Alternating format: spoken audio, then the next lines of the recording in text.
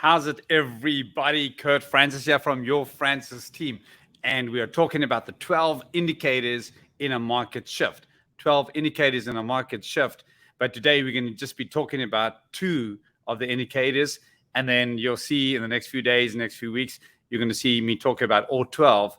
But today we're just going to be starting with two of the market shifts out of the 12 indicators. Okay, so that's what we're going to talk about this morning. So happy good morning to you, or good evening, wherever you are in the world. I hope you can have a phenomenal day, phenomenal week, because we choose it. We choose to do that. So let's go right into it right now, and let's just talk a little bit about this. So your Francis team real estate market update, the 12 shift indicators, or 12 indicators in a market shift, and many market shifts. We'll go through this. So I want to talk a little bit about this morning.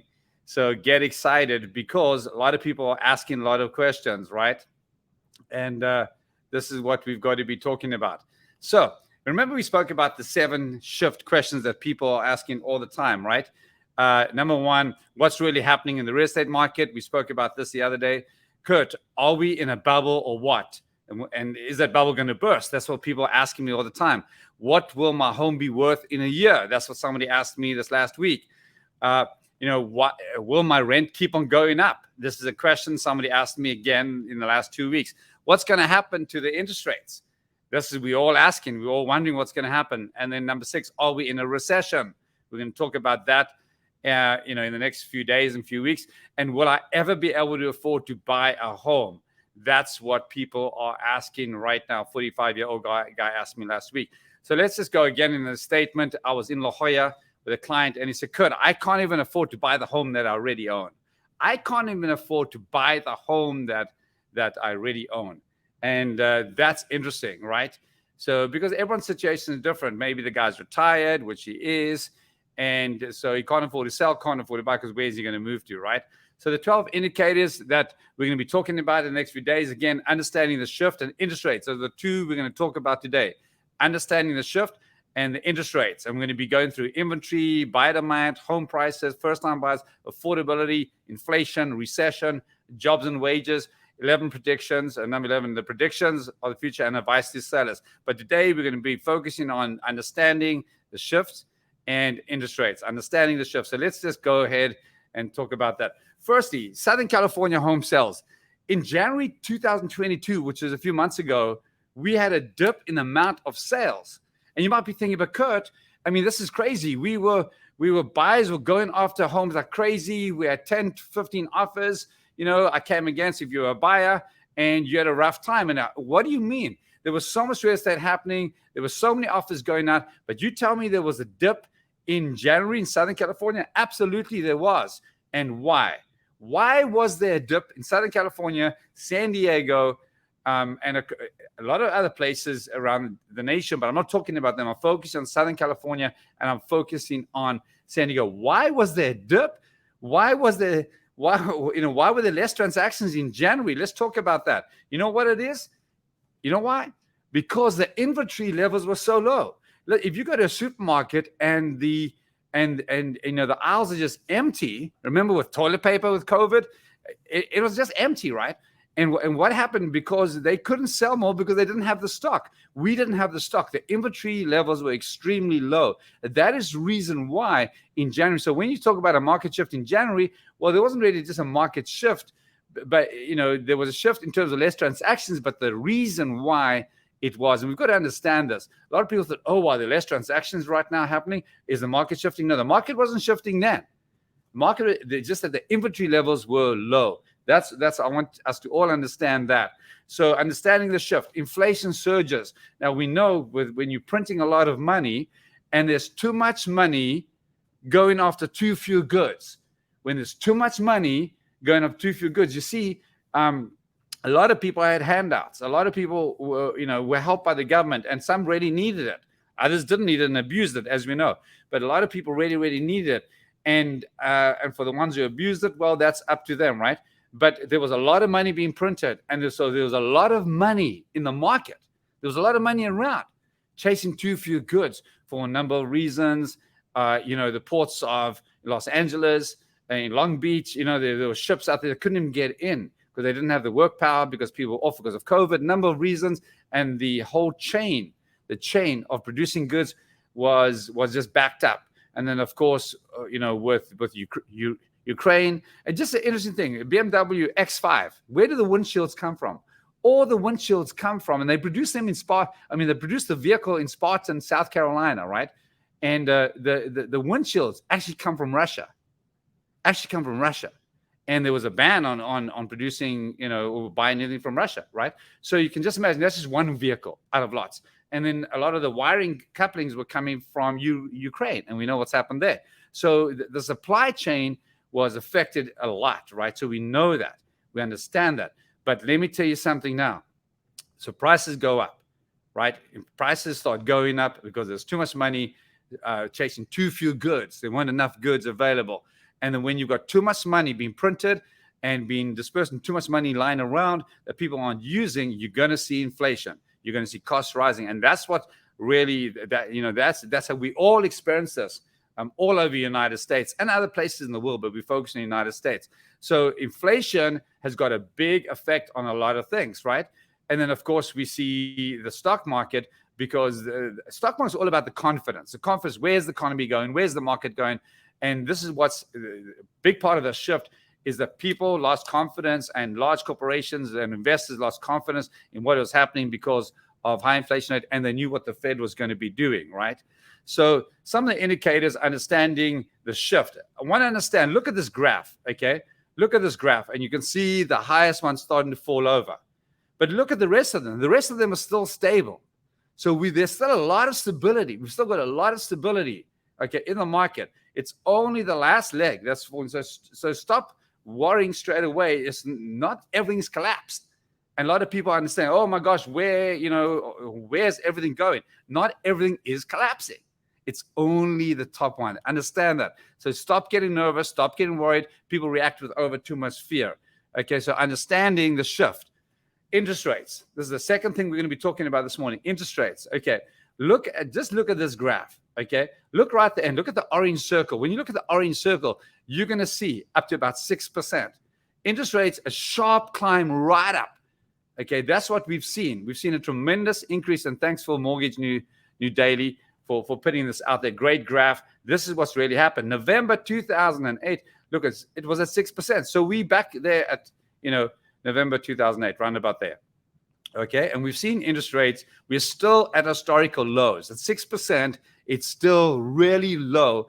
I mean, other countries are still above that. They were above that in good times. Okay, United States, we've fortunately could keep interest rates low, but it's caused other problems as well. Okay, so we've seen a great increase in interest rates. When I'm talking about interest rates, I'm talking about mortgage rates, specifically mortgage rates to buy a home. Okay, so let's look at this Freddie Mac 30-year fixed rate, January 2022 today. Look what's happened, okay?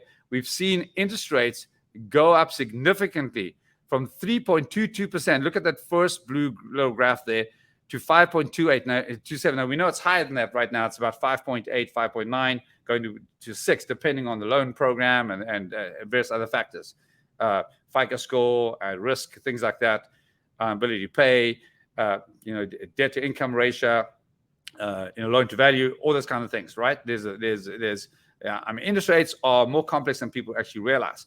So we've gone from 3.22 to about 5.8. That's over to nearly 3%. Nearly 3%. We're going to be talking more about this a little bit later. So look at January the 2nd, okay, 2022. Look where we've gone.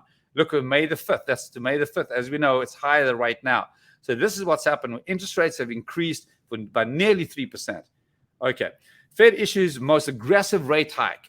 Okay, we've all seen what's happened really with the Fed increase. Now, Fed rates and mortgage interest rates are two different things. A lot of people think they're exactly the same. Yes, they do affect each other, but there are other things affecting the mortgage interest rate and not just the Fed rate. So don't get nervous about the Fed rate. Everyone's laying eggs about the Fed rate. That's got to do more with your credit cards and things like that, car payments, things like that, but less about mortgage. Okay. So we know who this gentleman is. Who is the gentleman? Chairman of the Fed. And what he said, what we hope is we can get demand, that part of the economy, to slow to a more sustainable pace.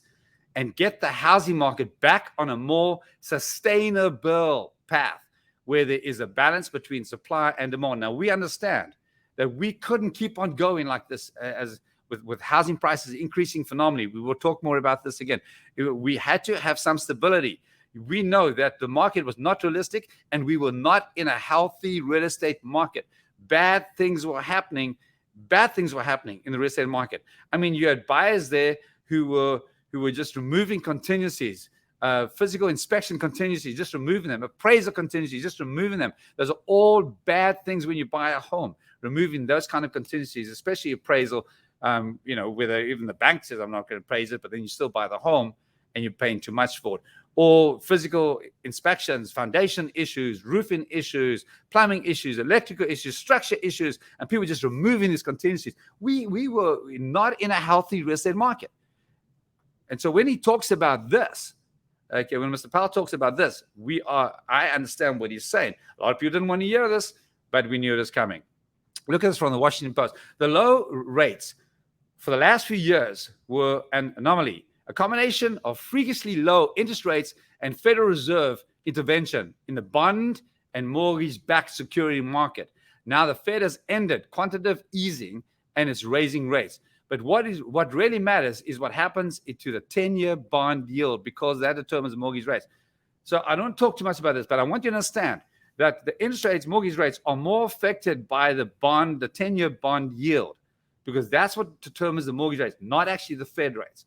Although they're related, it doesn't really affect that. So that's just one thing I want to bring out. And we're not going to focus on that right now. For almost 50 years, you see the 30-year mortgage rate in unison with the 10-year Treasury rate. Look at that. The blue one is the 10-year Treasury rate, and the green one is the 30-year fixed mortgage rate. Why 30 years? Because normally when you get a loan, it's normally 30 years, calculated over 30 years, and based like that. So that's what we're looking at. We're looking at 10-year Treasury rate linked to the 30-year mortgage rate. So they are in unison together, and this is over 50 years of history. Okay, again, that wonderful little slide again from Mortgage News Daily. Just look at that.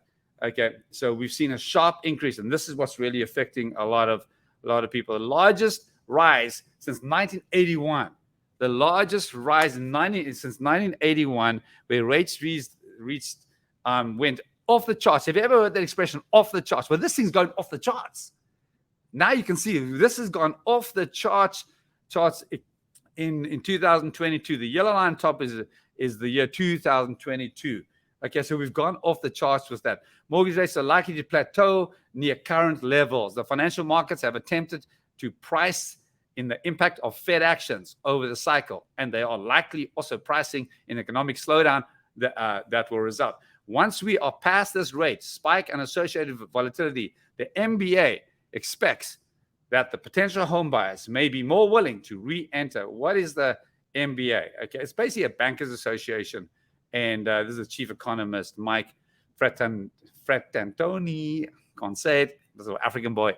Anyway, just talking a little bit about that. So just looking at the interest rates right now, the 30 years, we saw it climb up to 2018, and from 2018, just significantly coming down and down and down and down, and which caused people to want to buy more homes and perhaps downsize, upsize for whatever reason.